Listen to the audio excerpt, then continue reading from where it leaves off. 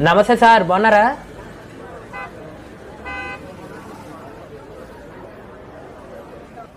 కూరగాయలు అమ్ముకునేవాడు ఈరోజు కూడా నువ్వెలా ఉన్నావని అడిగాడు. Sir good morning. సీను కూడా మళ్ళీ ఈరోజు నీకు గుడ్ మార్నింగ్ చెప్పాడు.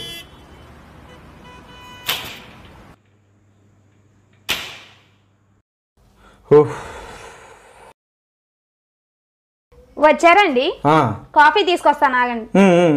సరే కానీ టిఫిన్ ఏం చేయమంటారు? ఏదో ఒకటి చేయి. అదేం కాదు, మీరేం చేయమంటే అది చేస్తాను. సర్లే, గారీను కొబ్బరి చట్నీ చేయి. సరే. గౌరవం ప్రతిష్ట ఇష్టమైన తినగలుగుతున్నాను, అంతా నీదయే.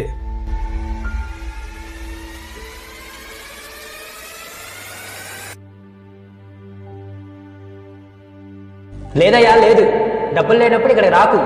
ఇదేమైనా ధర్మశాలలా కనిపిస్తుందా ఏంటి?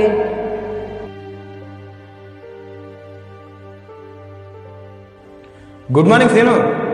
ఆయన పలకరిస్తే పలకరించట్లేదేంట్రా? ఎందుకురా బాబు, పలకరిస్తే అప్పు అడుగుతాడు.